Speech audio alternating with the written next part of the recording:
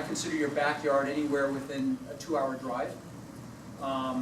Somewhere you spend some time, or live, maybe went to college or whatever, that'd be a second choice as an option. Third would be somewhere you have boots on the ground, you have family or friends. And then the fourth would be somewhere that you'd like to visit or maybe retire. So those would be the first 4 options I would consider for a market, if you're not going to stick with the Tampa market here. And then as far as the size, I really think there's a sweet spot under 40 units right now. If you go above 40 units, you've got a lot more competition, and it's institutional competition. And if you stay in the 5 to 30 or 40 unit range, you're dealing with mom and pop sellers. They're not as sophisticated, and you're not dealing with too many institutional players. There's not as much competition. There's still a lot of competition in this market. There's a ton right now, but still there's not as much in that area. So that's my suggestion. Then once you select a property, once you select an area, then you need to start developing relationships.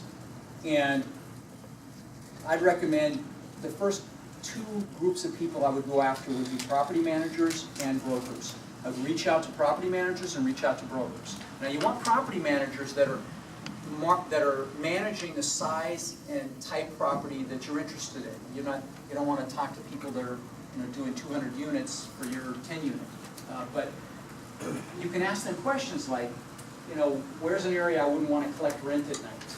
Or, if you don't know the area, this is I'm assuming you don't know the area with these questions. Where's the path of progress? Is there any area that's gentrifying? Let me tell you, if you find an area that's gentrifying, incredible opportunity. I bought a 4-plex in Denver back in the day for 80 grand. 2-story units, 1,500 square feet, 3-bedroom, 2-bath units, 80 grand. It's probably worth $2 million right now. So, gentrifying areas are fantastic, if you can find them. So, but you ask the property manager those questions, but what you're doing is you're putting your team together.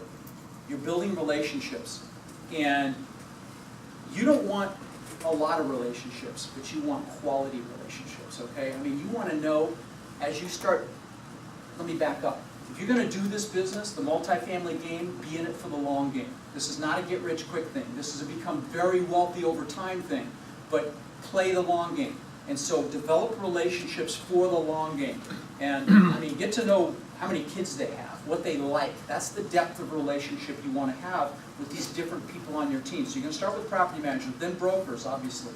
Go on LoopNet, find brokers that are marketing the size and type property that you're interested in. Reach out to them on a particular property and start the relationship. I would recommend that you get a bit of a feel for how to evaluate a deal properly first, because the best way to develop a relationship with a broker is it mostly brokers in here? Yeah. Oh, okay.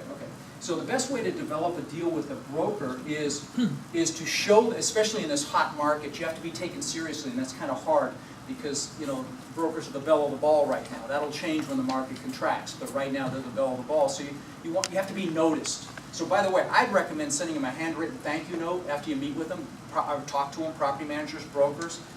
Set yourself apart, because they can make you wealthy.